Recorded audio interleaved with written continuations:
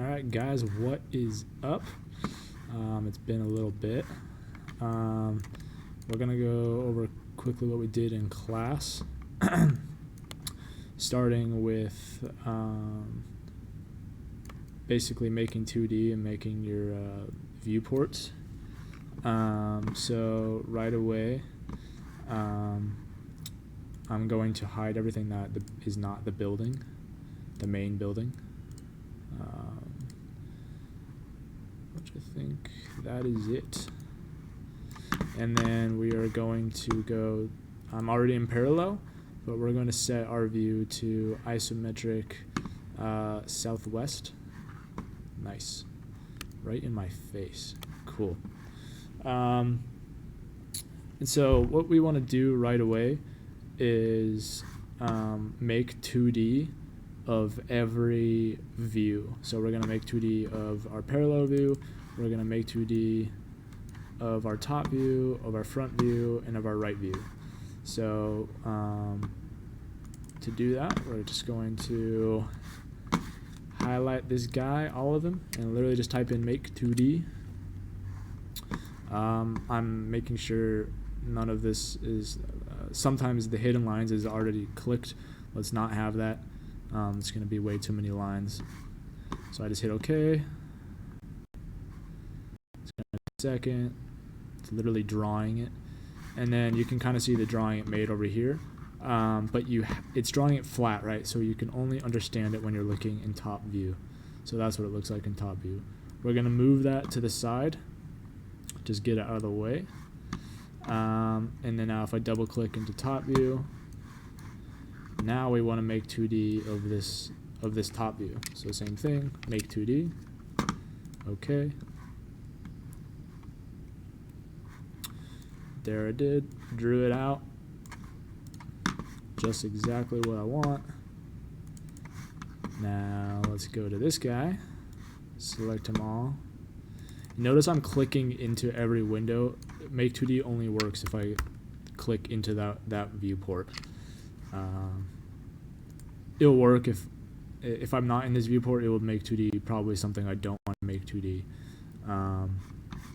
And so this thin line in the corner, you can see that's it drawing it, but remember it's drawing it in top view, so it's just a line. So if I go to top view, there it is. I'm going to move it to the side.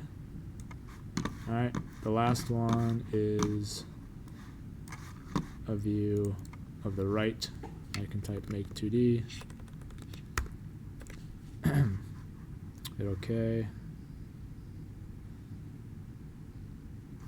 And again, in my top view, it will be shown.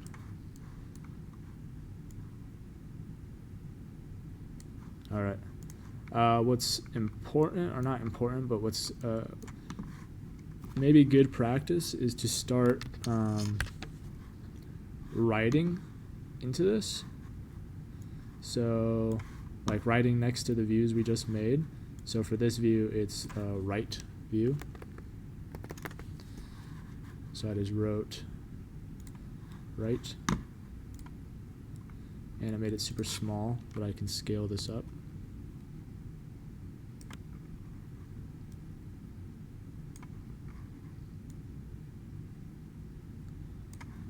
Cool.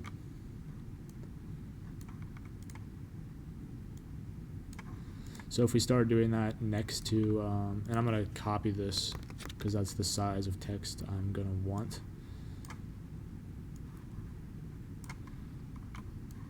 We can do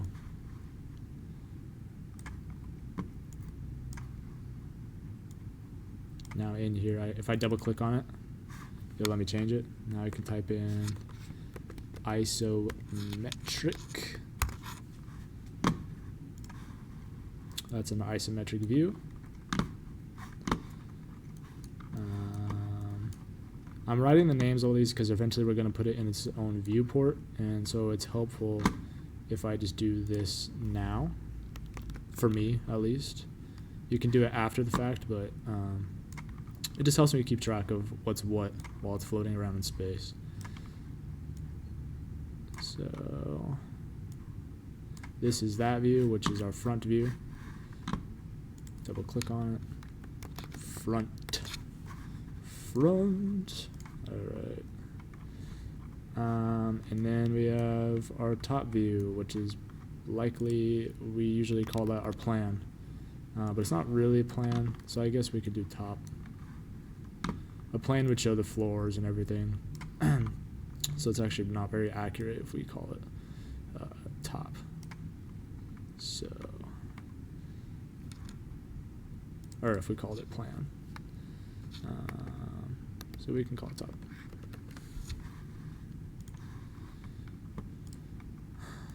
What's also important is this is the only drawing where direction is needed. So north is important to indicate, perhaps. I'm not sure where north actually is. I'm pretty sure it's just up in this case. But if I wanted, this is how I like to make my north arrows. I just like to make them simple.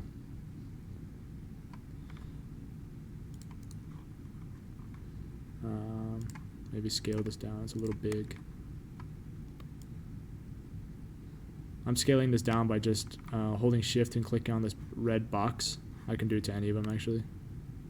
If I hold shift, it will change everything together. And drag it down a little bit. So that's north. Looks like an on button. But if my north is that way, I could just change the arrow to be pointing wherever north is. Okay. Now let's get to actually mapping these out, or putting them on a page. So we go to drafting tab over here, and then all the way to the left it says new layout for details. We're just going to click on that, and boom, it gives us a layout that we can work with. So if I double click into one of these boxes, now I can zoom in around and move in this space. But this is a perspective space right now, which is what we don't want. We're going to make this top view because that's where all of our make 2Ds are. So let's go to set view, top. I'm going to keep repeating that process, so if you missed it that time, don't worry about it. So now this is now I have this in my view. We're going to make this the top right view our isometric. That's usually how it's done. And it's how it originally was laid out anyway. But now we want to make this a definite scale.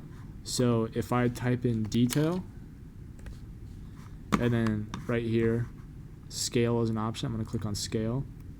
We're going to make this 1/32. So it says distance and layout 1 inch. We're going to just type 1, enter, and then we're saying this is going to be 32nd. So we just type 32, enter. And so now that's set. If we move around, it's going to mess it up and we're going to have to do it again. So I'm just going to click out of it. Once I click out of it, I can't really mess that up. So now if I double click into this one, it's already top view for us, which is great. I can type detail, scale, 1, enter, 32, enter, boom. Get that how I want. Looks good. All right.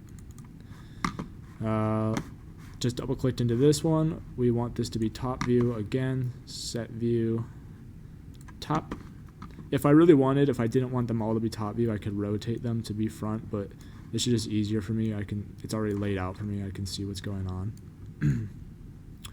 So this says front. We're gonna go again, type detail, scale, 1, enter, 32, enter. Awesome. And last one, set view, top. Let's find it. It's right here. Looking good. Type detail. And scale, yep. 1, enter, 32, enter. Awesome. So now that's all laid out for you, and you could just basically print that off to PDF, and it's perfectly laid out. Really good way to organize things. Not too difficult. All right, so The next thing we are going to do is, I believe, our exploded, exploded axon. This is always fun. So if I go back into the parallel view, double click into it, and I can move this background stuff to the side, get it out of here just so this is our main focus. I'm going to position this guy at the bottom because we're about to explode everything up. Alright, so right away I'm going to select it and we're going to save this position.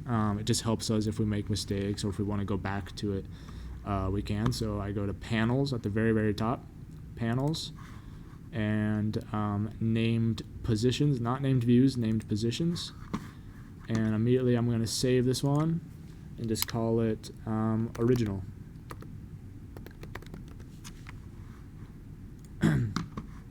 So now that's saved as a view, so I can go back to that. And we're going to start moving every piece up by its layer. So we're going to look at what's the roof, and this layer is the roof. So if I right click on it, I can select objects in that layer, and I'm just going to move it up pretty far because we want to move all the other stuff in between. Alright, so we moved that. What's next is probably our walls. There are interior walls, so not that, not that, this. Alright. Select objects, move up. If you really wanted, you could get way more creative. If exploded axons, you're just emphasizing the pieces you want to. So if I was really interested in just specifically this piece, I could also explode that up. But just for example, I'm just going to stick to the main chunks of this building to explode up. So the next piece is this. Select objects and lift this guy up. And that spacing ended up looking very nice. Cool. Now if I select all of that, I'm going to save this as a view as well. I'm just going to call it moved. Cool. What's really helpful about stuff like this when you, right now it's in a model, yeah, that's cool, I guess. But I can select all of this, now I can type the make 2D again. Yep. Let it load.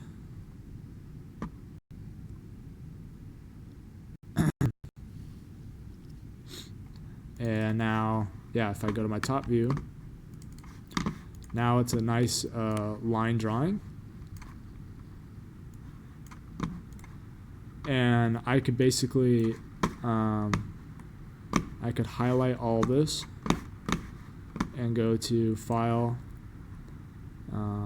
Export Selected, and I could literally save this as an Adobe Illustrator file and pop that into Illustrator and mess with the line weights and color in some stuff and make it a diagram.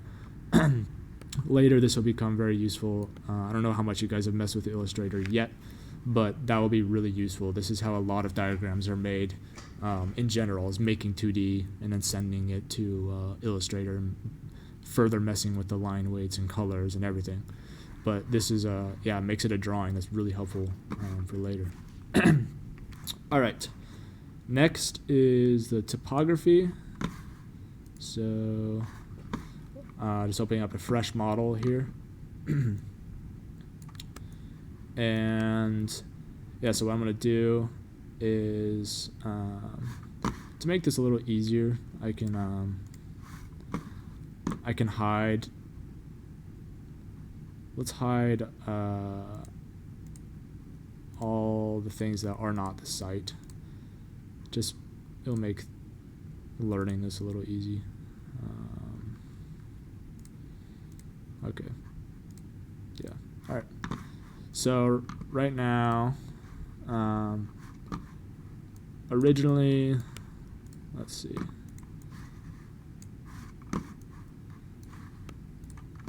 Okay. I already exploded this.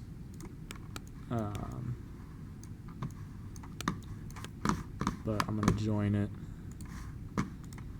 Okay, so when you guys have this, it's all joined. All the surfaces are attached, but we want to make the section we're moving to next is contours. We want to make a contour of just the top, which we can't do if it's all joined like this. So when you select it, it should look like this, but if we just explode it, now I can click on this surface individually. So that's why I rejoined it, so I could show you how to explode it. So if I click on just the surface, that's it. Make sure none of the sides are highlighted. I type contour. We've messed with this a few times in class. Type contour, select base point. I'm just going to select a point that we know for sure is a base, so literally not even one of these, just the very bottom point. And we want to draw a line straight up. A good way to do that is just go to a different viewpoint, like a side view, and just draw a line straight up. And then distance between contours at the top here, let's make it 2. Mine's already set to 2, but I'm just going to type 2 just to show. And it just generated it like that, boom, really quick. So if we look in our parallel view, it just generated a contour. So this is a very helpful tool if you make your own landscape, or if you have a landscape model but you need to make contours to show the intervals. Each line is representing a new height. So from here to the next one is a distance in height of maybe 5 feet or whatever the information you're getting from. But what's helpful is if you're starting with this instead, if you have a bunch of contours and you've raised them to the levels you want, how would we make a surface from this? That's an important thing to know. And first off, I'm going to put these in a layer called contours.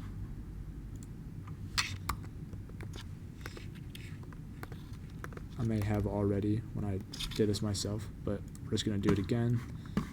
Select all of it, and we're going to put it in our layer called contours, so we can turn it off if we want. Yeah.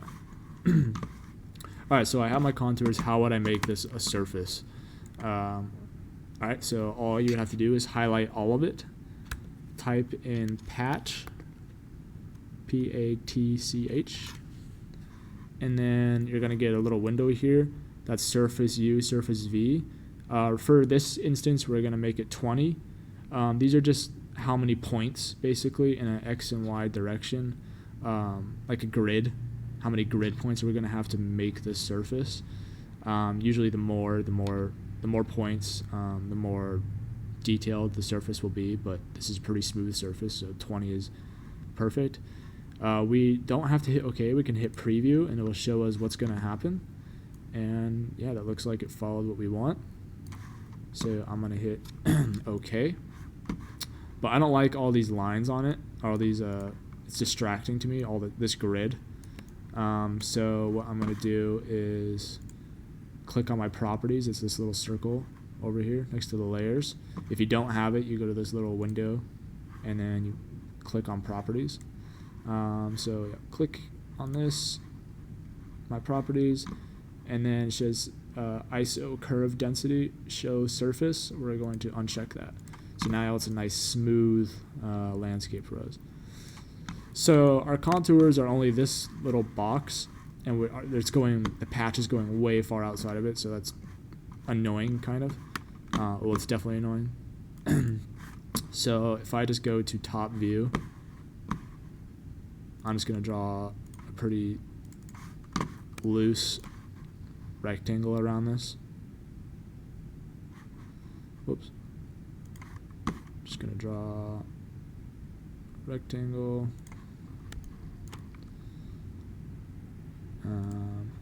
These sides aren't touching, whatever. I could fix that. We could fix that if we want, right? We could just move it over and then redraw it, but this is plenty fine to show. So I just drew a rectangle around the portion I want. And then in this view, I can click on my surface and then click on that box I just drew and type trim, and I can just click on the part I don't want and it will get rid of that for me, and then I can just delete the line I drew. So now I have like the piece of landscape that I want, that I'm focusing on. It's honestly nice to give yourself a little bit of wiggle room, but yeah, this is how you would do that.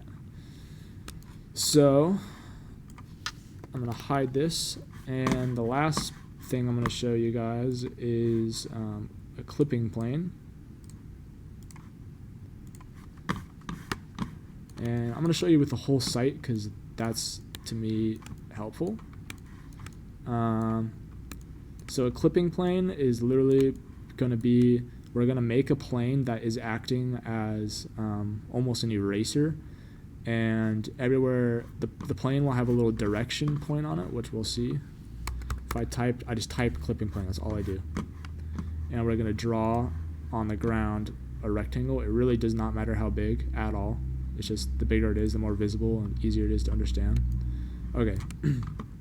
So right away when I drew that, you'll notice that the top of my building got cut off. If you look at this plane, it has an arrow. It has just a line going straight down. And that means our plane is clipping and we're looking down. So this, if I click on this and raise it, right now it's above my building. This plane is hovering above my building. I can make it even more apparent. It's hovering above my building, so you can't, it's not cutting anything. If I start to lower it, you can see on the left side it's starting to cut, and then my roof is cut. And yeah, so this cutting this way is super good if you wanted to generate floor plans. I can go into top view and look at my floor plans. I can do a diagram of my floor plans, like a perspective of my floor plans. Floor plans are literally just a section in this direction in a horizontal way. So this really is helpful to understand like your spaces. I can see the individual rooms now of that building. So yeah, it's really helpful for that. So this clipping plane is literally just to help you make sections. Now to make a typical section, I just rotate that, right? And now I can cut and make a section of my, not only my building, but my landscape, which is pretty helpful. You don't want to just do a section of your building. You need that context, right? I think she's having you just practice on the building, which is totally fine. I would do that. But I'm showing you the landscape just so you can see, you better understand what this clipping plane is doing. And then I can rotate this to take any kind of section I want. I can start getting some pretty unique sections. Now, what's cool is I can have maybe a section cutting on this diagonal, perhaps. And then if I can type in a clipping plane again, and I can literally just have another clipping plane, so you can start having more than one type of section. So I'm cutting diagonally and I'm cutting on top, or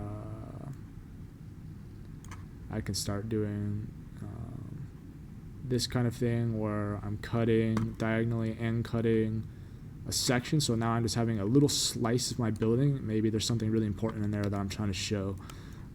So you can start doing a lot with these clipping planes. They're very helpful. So yeah, that is that. And then if you just want to get rid of them, you can just delete them. And when you delete them, everything will go back to normal. If I could delete those. There we go. Come on. Alright, cool. So yeah, now it's back to normal. That's how you do that. Hopefully that helped.